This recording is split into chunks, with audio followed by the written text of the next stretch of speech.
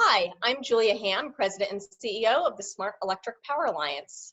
In this SEPA TV series, I'm speaking with utility executives about different technologies that are an important part of their path to carbon reduction. In today's episode, I am very pleased to be speaking with Ed Baine, President of Dominion Energy Virginia, and we're going to be talking about the role of large-scale solar in their future portfolio. Ed, thanks so much for joining me today. Julia, thanks for having me.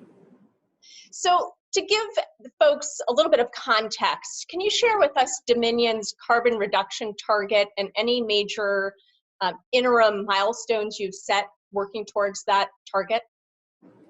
Yeah, so at Dominion Energy, as part of our strategic repositioning, we do have a net zero goal by 2050. And we're working as hard as we can to reduce carbon as quickly as we can, and also working on reducing methane on the gas side of our business as well. Fantastic. With large-scale solar in particular, let's talk about how would you describe the state of large-scale solar deployment within your footprint as it stands today? Of course. So at Dominion Energy, we started this journey back in 2013 with deploying solar in Georgia and Connecticut.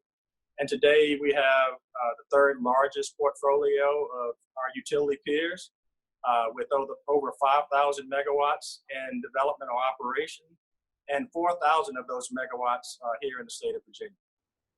Great. And as you look forward, what role does large-scale solar play in your future plans to get to your carbon reduction target? Large-scale solar plays a huge role. Of course, we're working on offshore wind, and our nuclear facilities play a role in our carbon future, but large-scale solar is a huge part. If you think about in Virginia, with the Virginia Clean Economy Act, there's over 16,000 megawatts to be built, and we build a lot of that. There are interim targets along the way, and we're making sure that we're accelerating that work in order to achieve those goals. As you look forward and you think about the amount of solar that's going to be integrated into your system going forward, what are some of the things on your mind that might either pose a challenge or simply require you to operate differently than you have in the past in order to truly integrate such large amounts of large-scale solar into the system in a way which you continue to maintain a highly reliable system? Yeah, Julia, that's a great question, and I would frame it in the sense that these are things that we need to do well.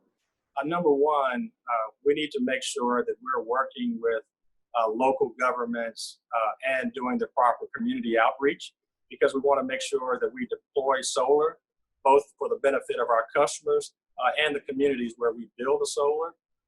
Number two, we need to be successful in permitting and land use, because as you know, we'll have solar across a pretty large footprint with the goals that we have. And three is making sure that we modernize the grid so that we can be successful in integrating renewables, delivering on the value for our customers, and maintaining a reliable and resilient grid.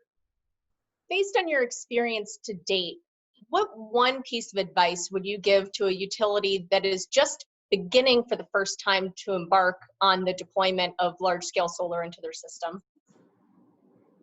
There's a lot of things I would tell them, but I would put it simply this way: don't lose sight of the fundamentals.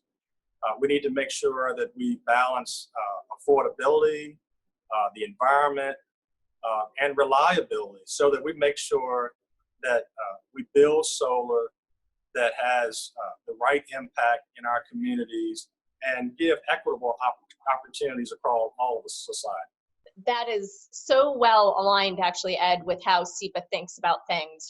As a nonprofit, our mission is to ensure that this is a smart transition to a clean energy future. And when we talk about smart, it is exactly what you just described, in making sure that we really strike the balance of safe, affordable, reliable, and clean.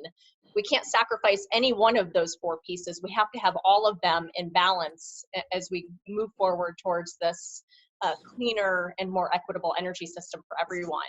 So thank you so much for your leadership, for everything that you're doing in the industry to move us on this journey, this carbon reduction journey.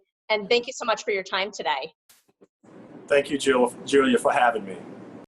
Thanks for watching. To see other episodes in this and other series on SEPA TV, please visit our website at sepapower.org or subscribe to our YouTube channel.